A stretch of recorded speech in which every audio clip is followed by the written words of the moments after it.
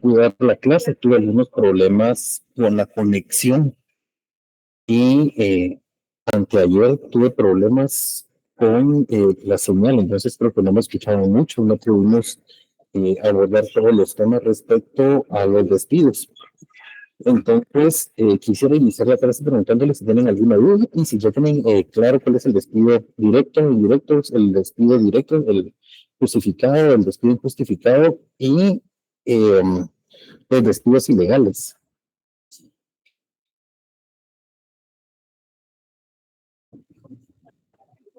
Una de las tareas previas fue que buscar las definiciones de trabajador, de patrono, tanto eh,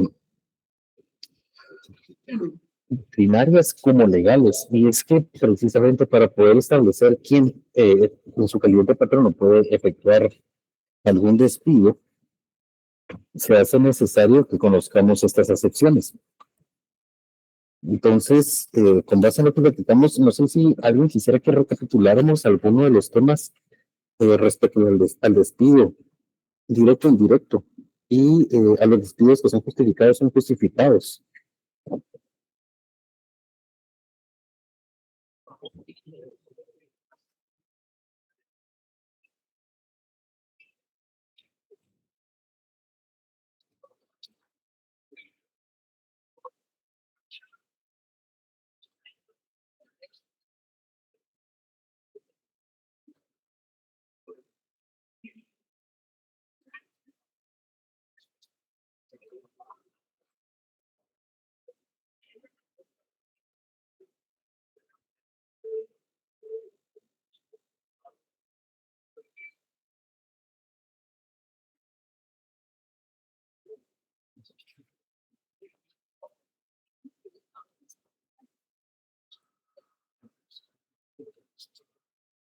Eh, ya que no tengo ninguna duda respecto a ese tipo de despidos, hoy vamos a platicar respecto a los despidos ilegales.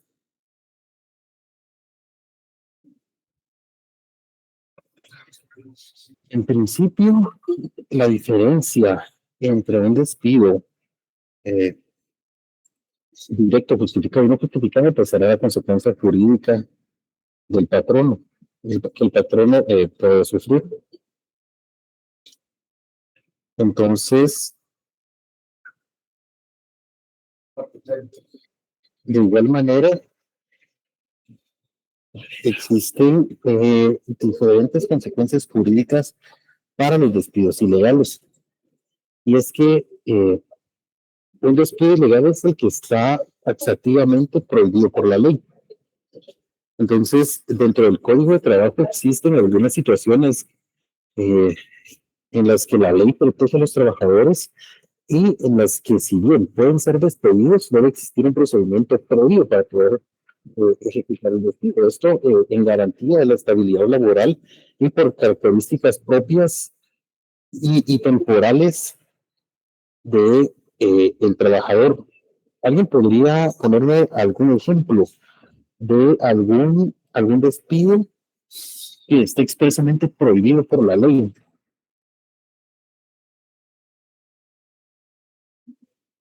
El despido a una mujer embarazada, Dick, Gracias, Diego. ¿Podrías darme tu fundamento legal? está en el número exactamente no lo recuerdo, pero está Ajá. en el artículo 81, si mi recuerdo no me falla. Entonces, eh, el Código de Trabajo, la ley laboral en general, no podemos circunscribirnos únicamente al Código de Trabajo, prevé algunas protecciones especiales para las mujeres embarazadas. La ley no es que trate a todos con igualdad, porque el principio de igualdad, la ley trata de ser equitativa, no igual, porque no protege, por ejemplo, al hombre en el caso que acaba de tener un hijo, no obstante, el hombre también se desvela. Eh, ¿Alguno de ustedes es padre de familia?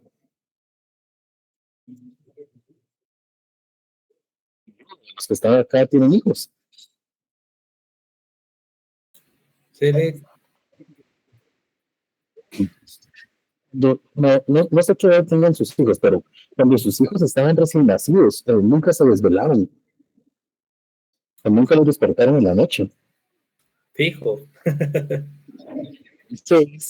Entonces, también al día siguiente, cuando ustedes entraban a trabajar, pues iban cansados, y uno cansado no puede prestar la misma atención, y se dan cuenta que no existe ningún tipo de protección, algún tipo de tutelaridad en cuanto al padre trabajador, y es porque precisamente la ley no es que trate a todos con igualdad, sino con equidad. La cuestión, por ejemplo, de la hora de lactancia, eso definitivamente pues tendría que ser solo la mujer, pero hay también muchos padres solteros que les cuesta eh, educar o tener que dedicarles el tiempo suficiente a sus hijos cuando no tienen la asistencia de la madre. De igual manera, les digo, para las madres, ¿alguna de ustedes de acá es madre? Sí, licenciada. Yo, Sí. Yo cuando estudié el derecho laboral no comprendía esto, pero me decían que, por ejemplo, la hora de lactancia materna no era suficiente, que necesitaba más tiempo. ¿Ustedes creen que esa hora es suficiente? Y si su respuesta es sí, quiero que me digan por qué. Y si su respuesta es no, igualmente quiero que me digan por qué.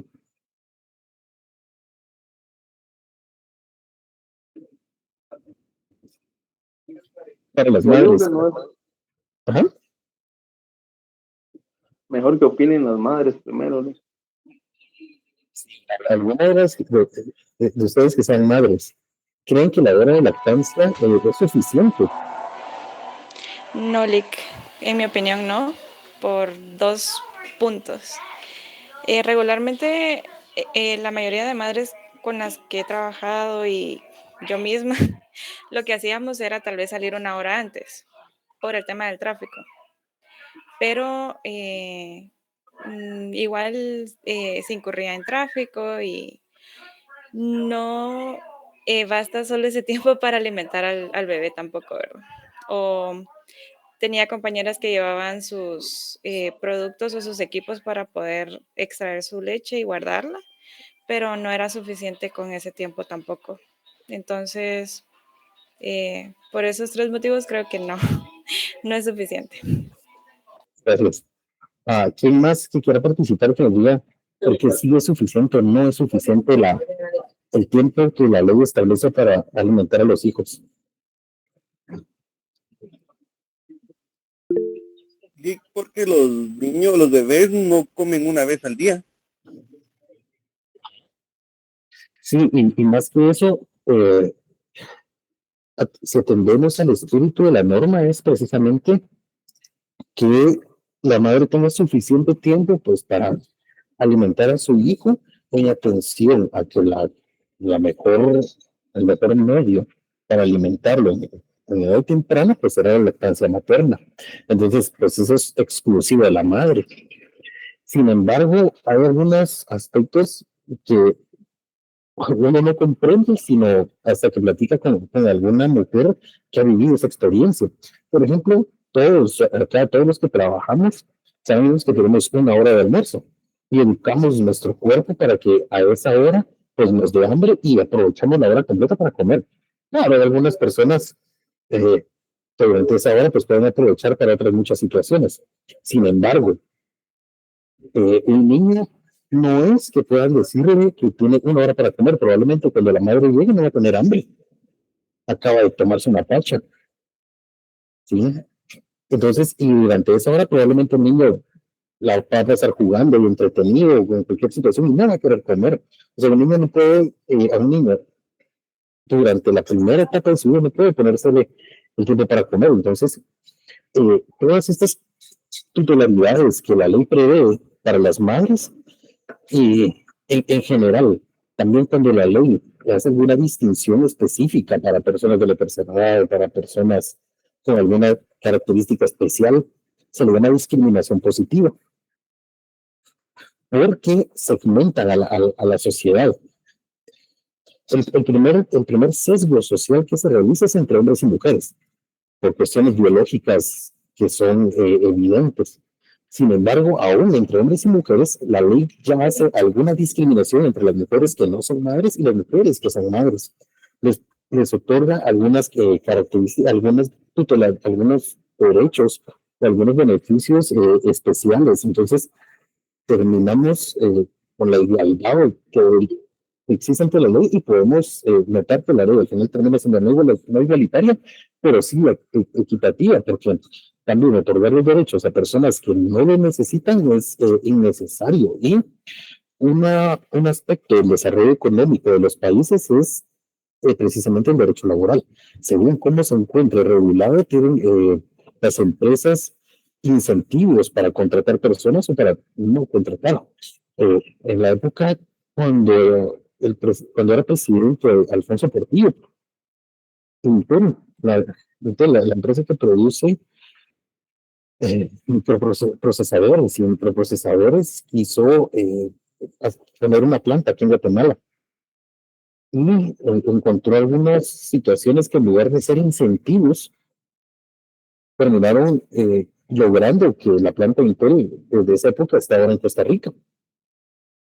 Y es que muchas condiciones laborales de Guatemala decían ellos que no favorecían económicamente a las empresas por muchísimos beneficios. Entonces, existen algunas prohibiciones que ustedes podrán notar que las empresas no cumplen. Y es que en el momento en el que se genera alguna publicación para ofrecer el empleo, no puede hacerse ninguna distinción de género ni ninguna distinción de edad, porque el derecho laboral debe ser igualitario.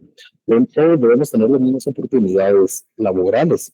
Pero cuando ustedes ven los anuncios de empleo, se busca mujer de 18 a 25. Se busca hombre de 30 a 35. Existe ese sesgo también, y no obstante existen normas para que no pueda violentarse esa igualdad al derecho del trabajo. Las empresas no las cumplen, pero también las empresas se escudan estableciendo que las características del empleo que ellos están ofreciendo requieren o el género, específicamente hombre o mujer, y requieren también la edad.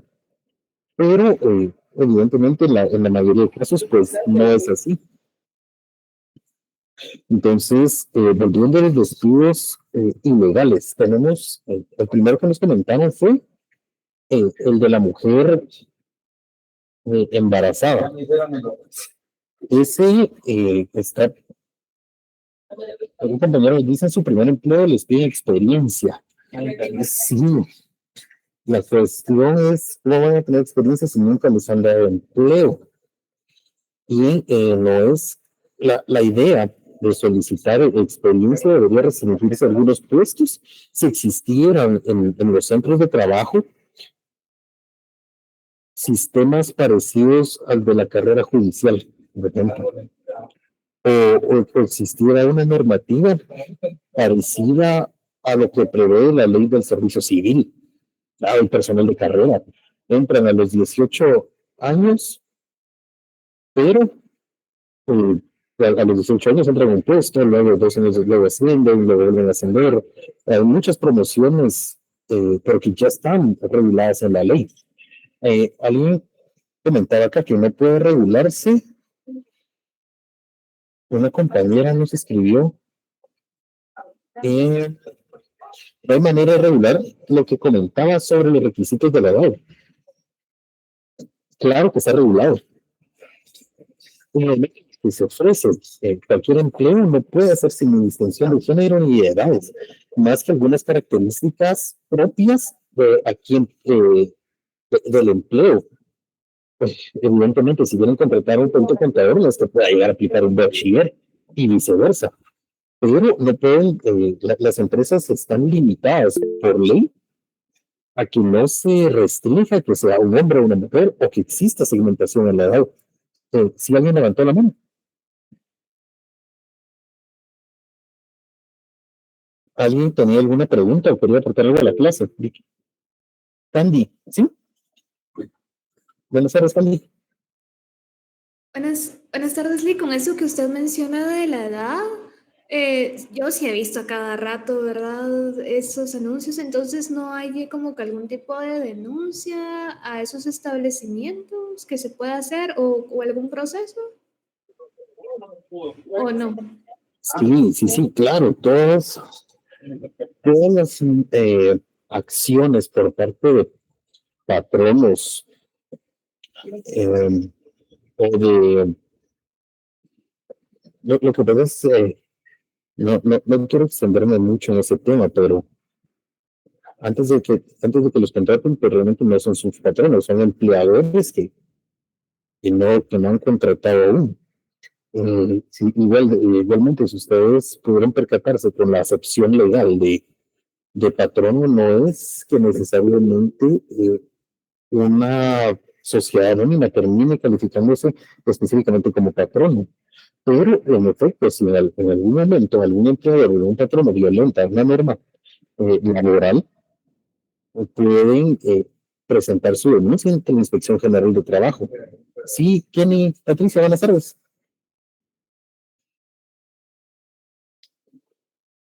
Kenny, buenas tardes. Pero creo que se voy a salir.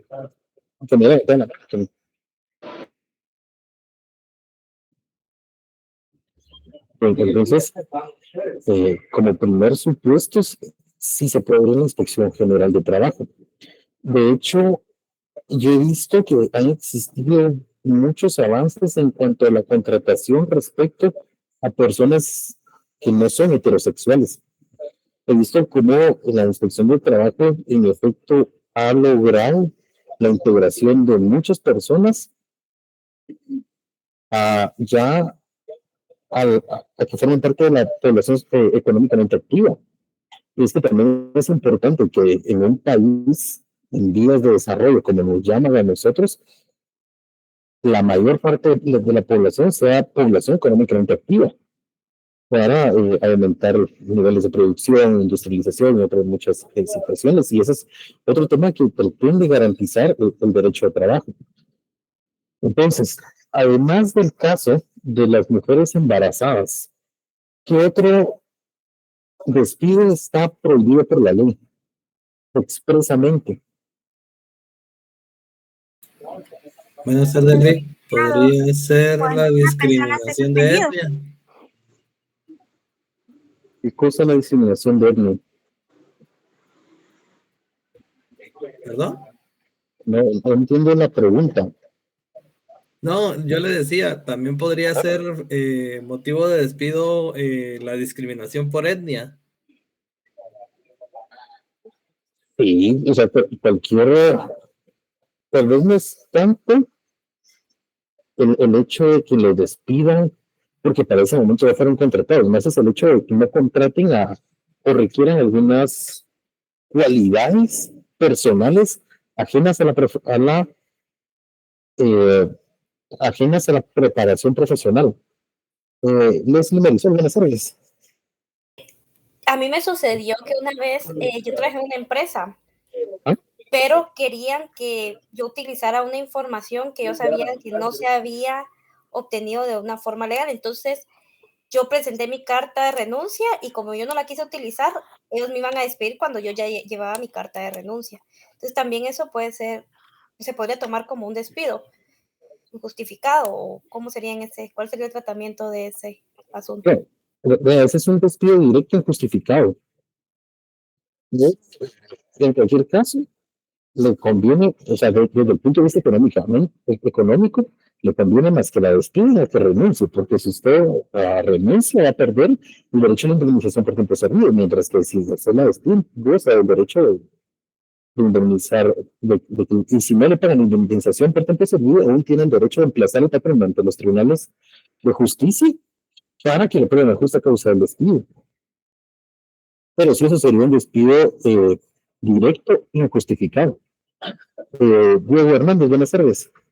Sí, mucho gusto. Gracias, Un Hernández. desleal podría ser, por ejemplo, fíjese que la vamos a despedir porque usted es mujer y necesitamos un hombre. sin mayor justificación de que el trabajo es exigente, el desgaste es mucho más alto, simplemente por el hecho de ser mujer. La vamos a despedir porque queremos a un hombre o queremos otra persona distinta a usted porque es mujer. Sí. La cuestión sería, o sea, digamos, la discriminación sería ningún, ni la ley, ni ningún empleador judicial puede obligar al patrón a que mantenga contratado a alguien. Ni siquiera a una mujer embarazada, a un dirigente sindical, a un comité ad hoc formado para formar un sindicato. Lo que pasa es que hay procedimientos previos antes de despedirlos, pero en el caso de que un patrón necesitara contratar a un hombre y para ejecutar el caso, efectivamente se aplica por una mujer, no tiene ni siquiera necesidad de justificarlo. La despide sin causa justificada, porque la ley tampoco es, el hecho de despedir a una mujer tampoco es un despido ilegal. Entonces, lo que pasaría es, habría un despido directo, injustificado, le van a pagar la indemnización por tiempo servido contra tu nombre. Pero en ese caso no podríamos hablar de discriminación, porque el patrón ni siquiera va a hacerle saber a la trabajadora que necesita un hombre. Perdone, pero yo recuerdo, ahorita no tengo el artículo específicamente, cuando ya están dentro de, como colaboradores de la empresa y van a hacer ese tipo de cambios en el buen sentido de la palabra, ellos deben de justificar el por qué van a cambiar a una mujer por un hombre o viceversa en un determinado puesto. Y por eso le hacía la justificación de que si ellos no presentan las razones técnicas del por qué ese cambio, lo más que pueden hacer con ella es trasladarla a otro lugar y no despedirla. Entonces, ahí es donde se convierte una ilegalidad porque la persona ya está trabajando en el puesto y solo por, no sé, voy a pensar mal, por un berrinche de alguien, la quiere despedir y la va a justificar que ella no, que solo porque quiere un hombre, aunque ella esté técnicamente capacitada para hacer ese trabajo. Entonces, esa justificación es necesario hacerla, salvo que sea, que exista dentro del centro de trabajo un conflicto colectivo de carácter económico o social, o que sean muchas las personas, o que sea un comité de transformación, el comité de transformación del sindicato, el patrón no puede despedir sin necesidad de decirle, mira, yo necesito cambiarla, yo necesito que se puesto un hombre, necesito que se puesto una mujer, porque ya podría despedir al hombre para... dicen que las mujeres tienen muchísima más, en términos generales, tienen muchísima más capacidad para negociar. Por ejemplo, entonces, si van a buscar a alguien para un arbitraje internacional y en ese momento es un hombre y es una persona que tiene mal carácter, pues la empresa no necesita decirle, mire, fíjese que porque ustedes se enojaron, le vamos a decir, venga, un despido directo justificado, que está su cheque y listo. Y van a contratar a la persona que les consideren idónea. Podría ser otro hombre, podría ser una mujer, pero no necesitan el patrono utilizar el argumento de que está cambiando su personal por el género. Iván, buenas tardes. ¿Qué tal? Buenas tardes, licenciado. Fíjese que tengo una duda. Es principalmente con algo que me comentaron hace un rato. Me estaban comentando de que una muchacha en un trabajo, el jefe, no sé qué problemas tuvieron, y el jefe la quiso agredir físicamente. Entonces, en ese caso, ¿sería una denuncia al Ministerio de Trabajo o sería una denuncia al Ministerio Público? En ese sentido, ¿cuál sería lo correcto? ¿O se podrían hacer ambas? El patrono quiso agredir a la muchacha. Ajá. Agredir a la trabajadora. Sí, correcto. Eso tiene dos implicaciones. Puede ir a la inspección de trabajo y hacerlo saber, y también puede tomar la vía penal porque la ley de violencia, la ley de protección contra la violencia contra la mujer y femicidio también se refiere para que exista femicidio tiene que existir una relación. puede ser en el ámbito privado, quien se refiere a relación de cónyuges, por ejemplo, ¿no? Y es en el ámbito público. En el ámbito público se refiere precisamente a relaciones mayormente en las que existe desigualdad, ¿sí? En las que existe alguna diferencia jerárquica. Entonces, la trabajadora está protegida también por el derecho penal. Puede utilizar ambas vías, que de hecho sería lo más aconsejable. Ok, muchas gracias. Con gusto, Luis Lionel. Buenas tardes. Licenciado, buenas tardes. Hablando con respecto al tema anterior, ¿verdad? No de violencia. Una pregunta, licenciado, que una persona no hable el dialecto de la región donde va a trabajar, esa es una causa justificada para poder contratar. Por ejemplo, viene alguien de la capital y se va a vivir a Huehuetenango y dice que hay una plaza académicamente está bien preparada y tiene experiencia, pero como no habla el dialecto de la región, no se le puede contratar. ¿Eso sí es una justificación o no? Es una justificación, porque si lo van a contratar para ventas, yo tengo una venta de celulares en Huehuetenango y necesito que usted hable que el idioma, porque si no, no va a poder vender. Claro que no voy a llenar los requisitos para el puesto, entonces no voy a dejar de contratarla por discriminación, sino porque no llena los requisitos necesarios. Debía contemplarse como requisito, entonces, aunque no lo hayan puesto. Claro, sí. De hecho, interactuar, o sea, cuando uno no habla el idioma, pues es muy complicado. Entonces, probablemente no es que no lo van a contratar por discriminación, sino porque no va a cumplir los requisitos para el puesto. O no va a lograr, la mayoría de lugares, casi todos los centros de trabajo requieren relaciones interpersonales para trabajar. Entonces, si la persona quien va a postular el puesto es incapaz de generar esas relaciones interpersonales, no es que lo vayan no es que no lo vayan a contratar por discriminación, sino porque no cumple los requisitos para la empresa, que al final, pues, una empresa lo que quiere es una persona que produzca dinero.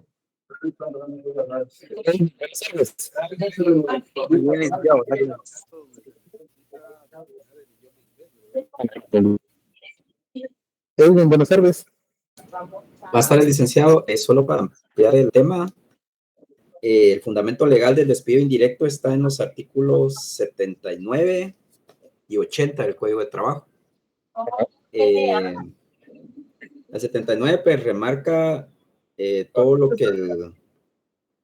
que puede dar por terminado el contrato de trabajo por despido indirecto, y con lo que dijo el compañero que me antecedió, el anterior, que lo que le quería agredir el patrono, dice el inciso E, cuando el patrono o su representante en la dirección de las labores acuda a la injuria, a la calumnia o a las vías de hecho contra el trabajador fuera del lugar de trabajo donde se encuentren las labores, en horas que no sean de trabajo, siempre que dichos actos no hayan sido provocados y que como consecuencia de ello se hagan imposible la convivencia y armonía para el cumplimiento del contrato.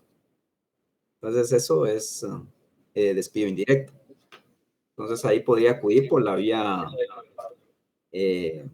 de trabajo, ¿verdad? Y después la vía judicial, diría yo, ¿verdad? Esa es la situación. Muchas veces quien tiene la relación directa con el trabajador no es necesariamente el patrono, sino su superior jerárquico. Entonces, en este caso, por ejemplo, si es una empresa grande, no es necesariamente el patrono. Por eso les decía que es importante que estableciéramos o que tuviéramos clara la acepción de quién resulta siendo patrón y quién resulta siendo trabajador. Entonces, el hecho de que el superior jerárquico, el jefe inmediato, no es necesariamente el patrono.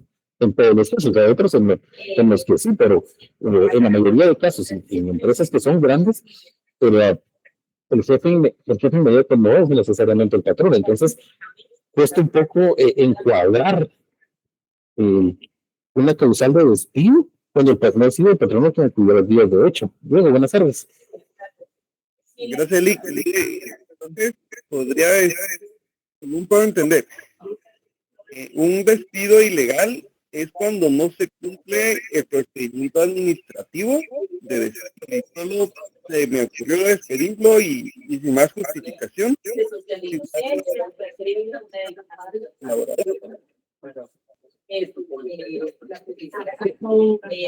Por eso, yo por eso al principio de la clase les preguntaba si tenían alguna respecto al despido directo, que puede ser justificado o injustificado, y el despido indirecto antes de llegar al despido ilegal. El despido directo es hacerle saber al trabajador, el patrón le notifica al trabajador que debe cesar en sus funciones. La consecuencia jurídica es la condena al pago de la indemnización por tiempo servido, y el recargo del pago de la indemnización por tiempo servido, la consecuencia jurídica es la condena al patrono en daños y perjuicios y las costas judiciales que requiera cobrar. O sea, si a mí como trabajador me va a costar dinero cobrarle a mi patrono, también la ley prevé que condenen al patrono para resarcir esa parte de mi patrimonio que yo he afectado.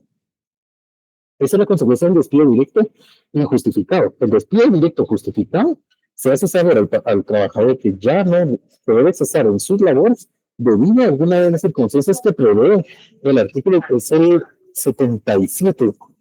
Solo déjeme corroborar. Sí, justo en el artículo 77 están las causales por las que el patrón no puede dar por terminado el contrato de trabajo sin responsabilidad de su parte. Eso quiere decir que no tiene por qué pagar la indemnización por tiempo servido y única y exclusivamente debe pagar la parte proporcional del aguinaldo, del bono 14. Ya sabemos que el bono 14 no se llama así, es el bono incentivo para el trabajo en el sector público y privado, las vacaciones proporcionales que no hubiera gozado, o sea, hasta un máximo de 5 años en el caso de que el trabajador no las hubiera gozado. Entonces, las vacaciones igual no se pueden pagar, entonces hasta el momento del despido es que sería efectivo ese pago. Y el despido indirecto, ya sabemos que es el trabajador quien se da por despedido por algunas actitudes que haya tomado el patrono en cuanto al trabajador o en cuanto a modificar las condiciones originarias del contrato de trabajo. Que ya recordemos que el contrato de trabajo igual puede ser individual, puede ser el contrato colectivo, pero disminuir esas condiciones originarias es precisamente el despido indirecto. Y ahora, un despido ilegal, pues hay circunstancias especiales en las que la ley prohíbe realizar despidos si no es con causal justificada y acreditada en los tribunales de justicia antes de la ejecución del despido. De hecho, incluso si se iba a hacer al revés, le habían dicho que, por ejemplo, la mujer embarazada era despedirla, pues eso constituye un despido ilegal, porque la ley le da alguna protección especial. Alguien me había dicho también que en qué otro caso existe un despido ilegal. Está prohibido expresamente por la ley. Josué nos pone, considero que un ejemplo es 3. No me cansaré de poner un segundo, quiero ver. Trabajadores primeros en comité y que ellos cumpliendo con la misma inspección del trabajo y aún así se les despida. ¿Quién es Patricia? ¿Sí?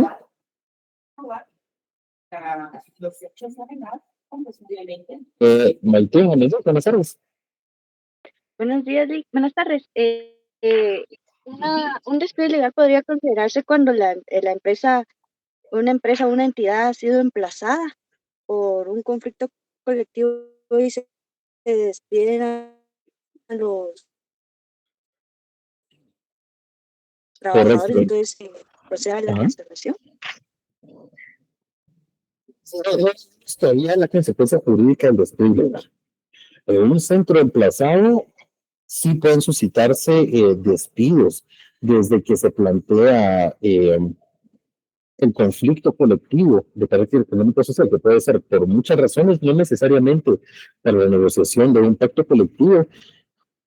Sí pueden suscitarse despidos indirectos porque se considera que en ese momento, derivado del conflicto que existe entre el patrono y los trabajadores, cualquier despido directo injustificado es una represalia. En este momento necesariamente el patrono debe contar con la autorización judicial para poder efectuar despidos. Ese precisamente es un caso de despido ilegal. Alguien nos decía acá también las personas que son miembros de un comité ad hoc.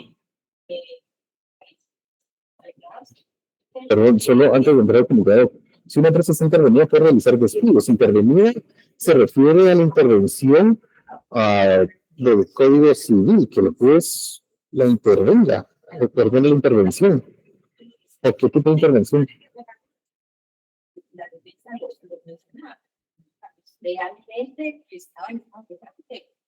O sea, el Código Civil. Lo que pasa es que una empresa que está intervenida será por una persona que no es necesariamente el patrono que los contrató originalmente. Pero eso no va a variar las condiciones de trabajo de la empresa. Entonces, por ejemplo, si está emplazada, seguramente si despide sin autorización judicial van a ser despidos ilegales. Ahora, si la entidad no está emplazada, pues puede despedir de manera justificada. Puede haber despidos directos justificados, injustificados, incluso despidos indirectos que no van a constituirse en despidos ilegales. Ahora con el tema del comité ad hoc, solo todos tenemos claro qué es un comité ad hoc y para qué se forma un comité ad hoc. Entremos a platicar un poco respecto al comité ad hoc. Todos tenemos claro que es un comité ad hoc. ¿Y para qué sirve el comité?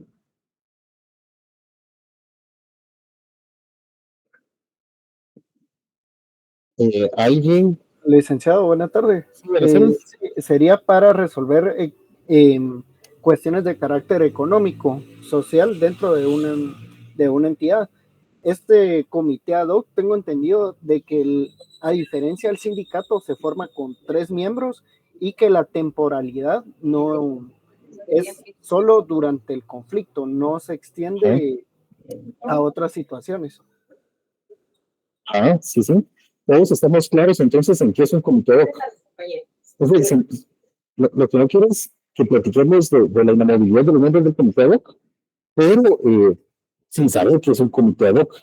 Por eso les pregunto, ¿todos estamos claros respecto a qué es un comité ad hoc? Asumamos que tenemos claro entonces qué es el comité ad hoc. Entonces, sí, la inamovilidad de los miembros de un comité, del comité, pues va a depender precisamente del tiempo en el que tenga vigencia. Y es que precisamente puede formarse en 2 vías. La primera sería para resolver algún problema específico y la siguiente sería para formar un sindicato. Entonces, en efecto, despedir una vez se da el aviso a la Inspección General del Trabajo que se está formando el comité ad hoc o que este ya está formado, ya no puede despedirse sin haber agotado el procedimiento presente por la ley para los representantes o para los miembros, en este caso, del comité ad hoc. Ese también es un tema previsto dentro de los despidos ilegales. Entonces tenemos a la mujer embarazada, a los miembros de un comité ad hoc. ¿Quién le podría dar otro ejemplo de despido ilegal? Y sí, definitivamente, yo aposté una prueba por parte del defensor. La exposición que al final sí, Candidato Servicio. Lick, uno de los compañeros ya había mencionado a los miembros del sindicato. Gracias. Miembros del sindicato. Creo que estamos viéndolo de manera muy genérica. Porque Sandra, buenas tardes. Buenas tardes, licenciado. Tengo entendido también que hay despidos ilegales que realizan cuando una persona está suspendida por trámite de IX por enfermedad. ¿Trámite de IX? Ajá, cuando están suspendidos. Ajá. están suspendidos y a veces los despiden. Solo estoy anotando el tema para que platiquemos eso, suspender por leaks, lugar de venta, o que esté de vacaciones, ¿verdad? Y que la despidan durante ese tiempo. Sí, así es. Eso sí legal. Aquí, gracias, Sandra. Platicamos de los miembros del sindicato. El hecho de que yo vaya hoy a sindicalizarme, a afiliarme a algún sindicato, en el hay varios sindicatos. Entonces, yo podría afiliar con el sindicato con el que yo me sienta más cómodo, pero no por eso voy a tener yo una movilidad. Y los despidos ilegales están íntimamente ligados a la inamovilidad. Porque precisamente al despedir a una persona que goza de la movilidad se suscita el despido ilegal. Entonces, ¿qué será lo que necesitamos para que el despido de una persona que pertenece a un sindicato sea ilegal? Porque el hecho de que una persona se llegue a afiliar a un sindicato no por eso va a gozar del derecho a una movilidad. Establecen y en la participación en el hecho de ¿Quién miembro del sindicato gozan de inamovilidad? se va realizando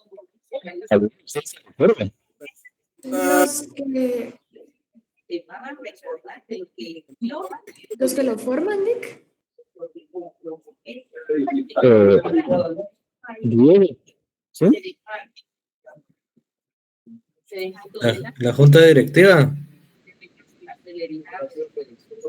¿Será que el sindicato tiene junta directiva? sí se hace necesario poder lograr Pues es que los sindicatos... ¿Director y subdirector del sindicato? Es que lo que pasa es que el sindicato no tiene una junta directiva. Si vamos a los que forman el sindicato, en el momento en el que se está creando el sindicato, pues claro, es el comité de transformación, el comité de transformación del sindicato, pero en ese momento gozan de inamovilidad, pero una vez está formado el sindicato, si lo crearon 25 trabajadores y ellos permanecen únicamente como personas afiliadas y ya está el comité ejecutivo del consejo consultivo, no necesariamente van a gozar de una movilidad. Pero les digo, o sea, ¿qué miembros del sindicato en efecto gozan de una movilidad? Porque no todas las personas que están afiliadas van a gozar de una movilidad.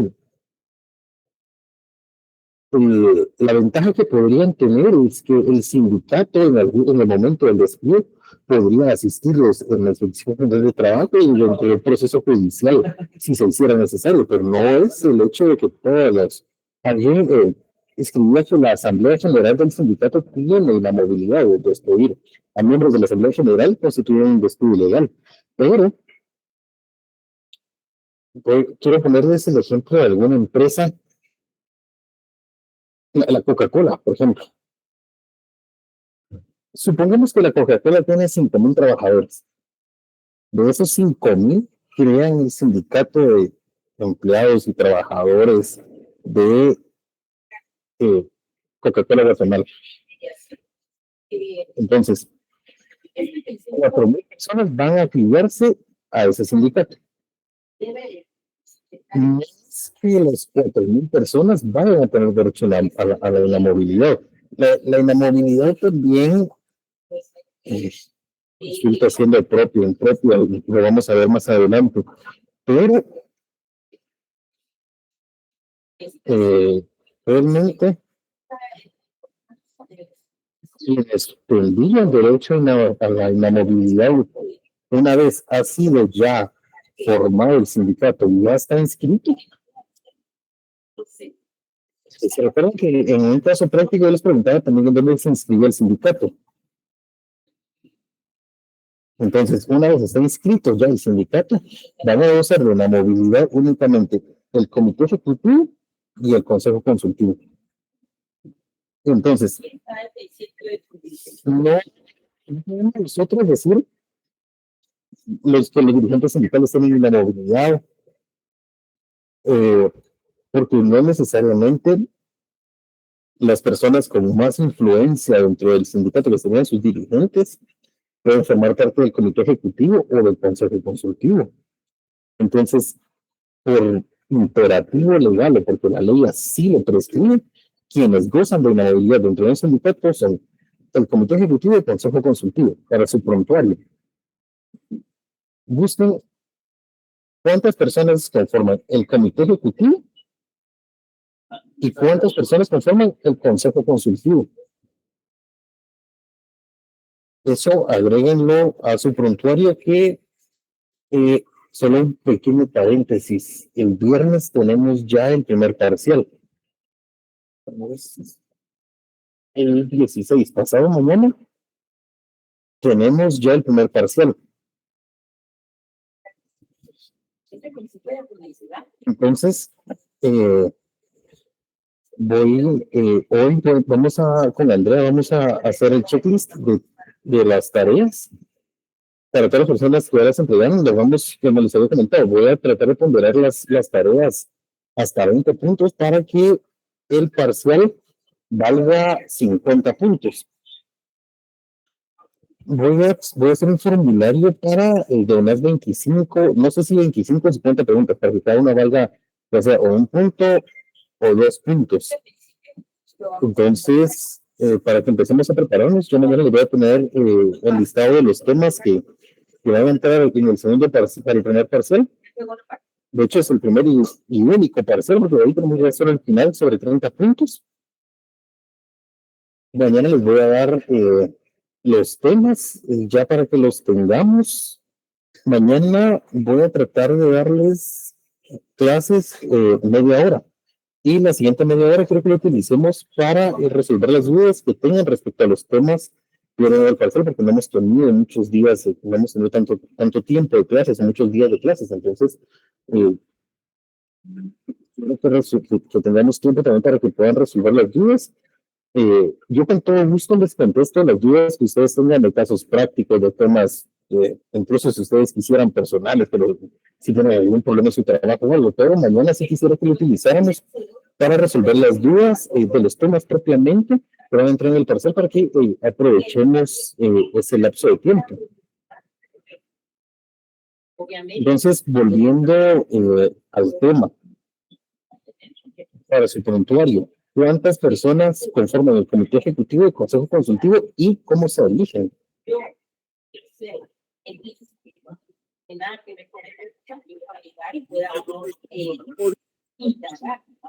¿Podría repetir, licenciado? Perdone. ¿Qué quisiera que le repitiera? Perdón, es que no sé. Lo que viene lo que deben agregar a su prontuario. En mi caso, sí, Lick, sí podía repetirlo del prontuario. Su prontuario. ¿Cuántas personas conforman el comité ejecutivo y cuántas personas conforman el consejo consultivo? Y además de eso, ¿cómo se eligen? ¿Cómo se eligen? Ajá, ¿cómo se eligen? Tanto los miembros del comité ejecutivo como los del consejo consultivo.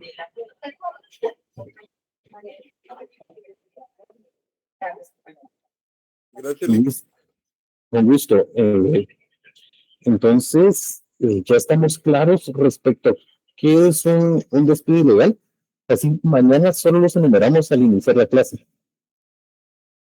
Verificamos el criterio de quiénes, qué personas gozan de la movilidad y entonces qué despidos se consideran ilegales. Ya estamos claros respecto a eso. Lick, perdone, otra duda. ¿El prontuario se hace a mano o se puede hacer en Word? Bueno, nos platicaron que lo iban a hacer a mano y lo iban a escanear para mandarlo el 29.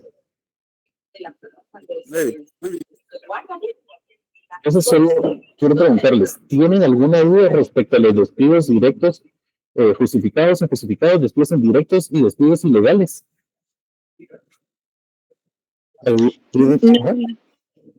Mayra, buenas tardes. No, la pregunta fue si usted dijo el 29 o el 28. Perdón, el examen final es 29, para que me entreguen el comentario el 28. Perdón, sí tiene razón, Mike. Gracias. Ya dentro del Classroom está habilitado también el apartado para subir el prontuario. Gracias, Andrea. Entonces, todos estamos claros respecto a los despidos directos, justificados, injustificados, despidos indirectos y despidos ilegales. Nadie tiene ninguna duda, porque igual eso viene del, eso tiene un apartado especial en el examen. Una pregunta. Con gusto. Ajá. ¿Cuál sería el fundamento legal, no sé si lo mencionó, de los despidos ilegales? Lo que pasa es que los despidos ilegales no es que estén enumerados en la ley. Como por ejemplo en el caso del artículo 77, que están enumeradas todas las causales para un despido justificado. Los despidos ilegales están en varios artículos del Código de Trabajo, porque no se refieren a un solo grupo de trabajadores, sino se refiere, por ejemplo, a los dirigentes, al comité ejecutivo, a los miembros del comité ejecutivo y consejo consultivo del sindicato, a los miembros del comité ad hoc, a las mujeres embarazadas, a las mujeres que gozan del periodo pre y postnatal. También se refiere a los trabajadores dentro de los centros de trabajo que se encuentran emplazados o que están negociando un pacto colectivo de condiciones de trabajo, en los que hay algún conflicto colectivo económico social. Entonces, esos están, no es que estén enumerados en un solo artículo del Código de Trabajo. Licenciado, ¿Sí? disculpe. Quería saber de esto, sí, de esto y de las clases anteriores no ha enviado documentos, ¿verdad? O diapositivas. No, les voy a, no he tenido tiempo, pero no las diapositivas, pero en cuanto las tenga se las voy a enviar. Voy a tratar que tendrá que ser mañana. Pues sí, le voy a enviar las diapositivas, le voy a enviar mañana. Ah, está bien, gracias, licenciado. ¿Alguien tiene alguna otra duda?